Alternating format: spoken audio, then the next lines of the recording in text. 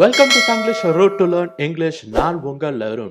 So போன லெசனில் எந்த இடத்துல வந்து விட்டோமோ அதில் இருந்தால் வந்து நம்ம திருப்பி ஸ்டார்ட் பண்ண போகிறோம். போன லெசன் யாராவது வந்து ஃபுல்லாக பார்க்கல அப்படின்னா போய் அதை வந்து ஃபர்ஸ்ட் வந்து பார்த்துட்டு அதுக்கப்புறம் வந்து இதை வந்து கவனிக்க ஆரம்பிங்க. அப்போ தான் உங்களுக்கு கொஞ்சமாச்சும் புரியும். அண்ட் இன்னொரு டிப் வந்து நான் பேசுகிறது ஏதாவது வந்து கொஞ்சம் ஸ்லோவாக இருந்துச்சு அப்படின்னா உங்களோட ப்ளேபேக் ஸ்பீடை வந்து 1.25 ஒரு 1.5ல் வந்து வச்சிங்கன்னா இப்போ 8 மினிட்ஸ் வீடியோ வந்து 5 to 6 மினிட்ஸ்லேயே உங்களுக்கு வந்து முடிஞ்சிடும். Without any further ado, let's get started. இந்த இதில் வந்து இந்த எலிமெண்ட்ஸ் வழியாக தான் வந்து வரணும் அப்படின்னு சொல்லியிருந்தேன் இல்லையா? இப்போ இந்த எலிமெண்ட்ஸில் வந்து அதை டிஸ்கிரைப் பண்ணுற மாதிரி 2-3 பார்ட்ஸ் வந்து இருக்குது அப்படின்னா அதில் ஸ்மாலர்லேருந்து ஆரம்பித்து பிகர் வரைக்கும் போகணும்.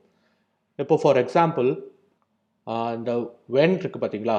வென்னில் ஏதாவது நிறைய எலிமெண்ட்ஸ் இருக்கிற மாதிரி வந்து ஏதாவது ஒரு சென்டென்ஸ் பார்ப்போம் வாங்க. The conference started. So who போட்டாச்சு, what போட்டாச்சு, அடுத்து வென்ல வந்து டிஃபரெண்ட் எலிமெண்ட்ஸ் இருக்கணும். அப்போ எல்லாம் என்ன பண்ணணும் அப்படின்னா சின்னதுல இருந்து பெருசுக்கு போகணும்.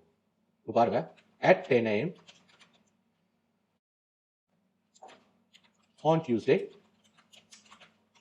last week. ஸோ இந்த இடம் எல்லாமே வந்து ஒரு பாஸ்ட் வந்து நம்ம வந்து குறிக்கிறோம். ஸோ லாஸ்ட் வீக் அது ஆரம்பிச்சது அப்படின்னு சொல்றாம அதை பத்தி கொஞ்சம் ஃபுல் டெஃபினேஷன் வந்து கொடுத்து சொல்றோம்.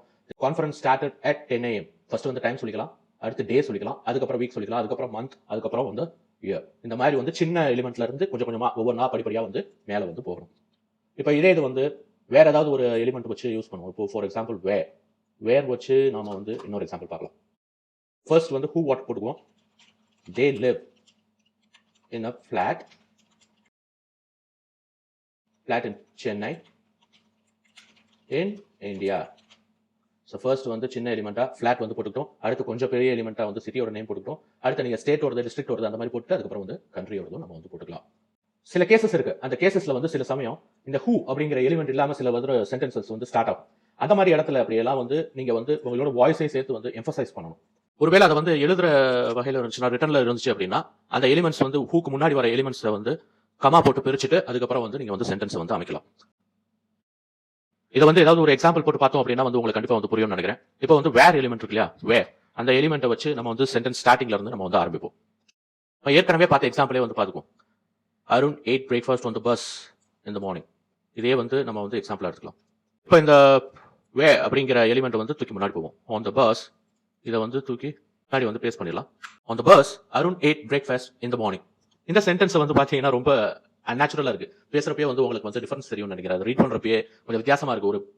ஒரு காரணமே இல்லாம இருக்குது. அது ஃபர்ஸ்ட் இருந்ததே வந்து நல்லா தானே இருந்தது. ஸோ இந்த மாதிரி எலிமெண்ட்ஸ் எல்லாத்தையுமே வந்து முன்னாடி தூக்கி போட்டோம் அப்படின்னா நம்ம வந்து அதுக்கு ஒரு காரணம் இல்ல ஒரு டீடைல் வந்து ஆட் பண்ணணும். இதுக்கு வந்து நம்ம வந்து கொஞ்சம் எக்ஸ்ட்ரா டீடைல் வந்து ஆட் பண்ணுவோம்.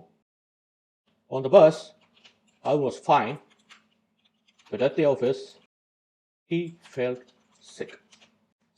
ஸோ இப்போ வந்து நம்ம வந்து வே அப்படிங்கிற எலிமெண்ட் வந்து முன்னாடி கொண்டு வந்தாச்சு. அதை எம்பசைஸ் பண்ணி பார்த்தோம், ரொம்ப அன்நேச்சுரலா இருந்தது. ஸோ இந்த மாதிரி இது வந்து ஒரு ரீசன் அவுட் அந்த இது பண்ணோம் அப்படின்னா இப்போ வந்து அதை வந்து வாட்ச் பார்த்தீங்க அப்படின்னா ரொம்ப நேச்சுரலா இருக்கும். On the bus Arun was fine, but at the office he felt sick.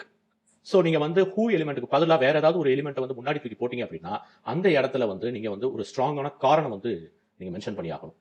வெறும் on the bus Arun ate breakfast in the morning அப்படின்னா அது ஒண்ணுமே இல்லை. அது மீனிங் தரும், பட் அது வந்து சவுண்ட்ஸ் அன்நேச்சுரல். ஸோ நீங்க வந்து அந்த எலிமெண்ட் வந்து முன்னாடி போடுறீங்க அப்படின்னா நீங்க ஏதாவது ஒரு காரணம் சொன்னீங்க அப்படின்னா அதை வந்து படிக்கிறப்போ நமக்கு வந்து கொஞ்சம் ஈஸியா இருக்கும்.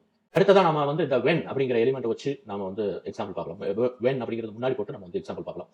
ஸோ இதுக்கு வந்து நம்ம வந்து முன்னாடி ஒன்று எக்ஸாம்பிள் பார்த்தோம். Arun called earlier to cancel his appointment. இதே வந்து பார்ப்போம். ஸோ இந்த earlier அப்படிங்கிறத முன்னாடி தூக்கி போட்டுறேன். earlier Arun called to cancel his appointment. Sounds unnatural. நமக்கு வந்து சரியான காரணம் வந்து தேவையில்லை. அதுக்கு முன்னாடி சென்டென்ஸே வந்து நல்லா தான் இருந்தது. இப்போ இதுக்கு வந்து என்ன எலிமெண்ட் வந்து என்ன வந்து கூட வந்து ஆட் பண்ணலாம் அப்படின்னு பார்ப்போம். ஸோ இந்த earlier அப்படிங்கிறத வந்து கொஞ்சம் now அப்படிங்கிறத ஒரு முன்னாடி இருந்த டைம் இப்போ இருக்க டைம் அப்படிங்கிறத வந்து ரெண்டையுமே வந்து கொஞ்சம் கான்ட்ராஸ்ட் பண்ணோம் அப்படின்னா இந்த சென்டென்ஸ் வந்து கொஞ்சம் ஈஸியா இருக்கும். So for example earlier Arun was sick but now he is fine. அப்படி இல்லாட்டி இன்னும் கொஞ்சம் பெட்டரா சொல்லணும் அப்படின்னா all right. கொஞ்சம் பெட்டரா சொல்லணும் அப்படின்னா all right வந்து போட்டுக்கலாம். earlier Arun was sick but now he is all right. இந்த இங்கேயும் வந்து கமா போட்டுக்கலாம். ஏன்னா வந்து பிரிச்சு வந்து நம்ம வந்து சொல்லணும். earlier Arun was sick but now he is fine or all right. அடுத்து வந்து நம்ம வந்து how வச்சு பார்ப்போம். howல என்ன எக்ஸாம்பிள் பார்த்தோம். the bus hit the tree with great force. இதை வந்து எடுத்து வந்து போட்டோம் அப்படின்னா இதுல வந்து with great force அப்படியே தூக்கி முன்னாடி கொடுப்பேன். great force the bus hit the tree. So இப்போ வந்து நம்ம வந்து இதுக்கு கொஞ்சம் ஸ்டோரி ஆட் பண்ணி அதை வந்து இது பண்ணுவோம். For example the bus swerved அப்படின்னா வந்து அப்படி திடீர்னு ஏதாவது ஒரு நாய் இல்ல வேற ஏதாவது வந்து குறுக்கால வந்துச்சுன்னா அப்படியே டிரைவர்ஸ் எல்லாம் அப்படியே ஸ்டீரிங் அப்படின்ட்டு சைக்கிட்டே அப்படியே திருப்பிக்கிட்டே போய் இது பண்ணுவாங்க, கண்ட்ரோல் லாஸ் பண்ணுவாங்கல்ல, அதான். And with great force the tree. The bus swerved and with great force hit the tree. அப்படியே வளைச்சு போய் பயங்கர ஃபோர்ஸா போய் மரத்தை வந்து டால் அப்படின்னு சொல்லி முட்டிருச்சு. ஸோ இந்த மாதிரி வந்து எலிமெண்ட்ஸை வந்து முன்னாடி தூக்கி போட்டு பண்ணலாம். பட் முன்னாடி தூக்கி போட்டு பண்ணோம் அப்படின்னா அதுக்கு சரியான காரணமும் கண்டிப்பா வந்து இருக்கும். கடைசியா வந்து ஒரு ஃபைனல் எக்ஸாம்பிள் வந்து ஒய் வச்சு இது பண்ணிடுவோம். ஒய் வச்சு என்ன பண்ணுவோம்? யா, the train returned to the station to drop off the passengers. To drop the passengers, the train returned to the station. So திருப்பி வந்து இது வந்து ரொம்ப நேச்சுரலா இருக்கு. நாம வந்து ஏதாவது எக்ஸ்ட்ரா எலிமெண்ட்ஸ் ஆட் பண்ணி இதை வந்து நேச்சுரலான சென்டென்ஸை வந்து கொண்டு வரலாம்.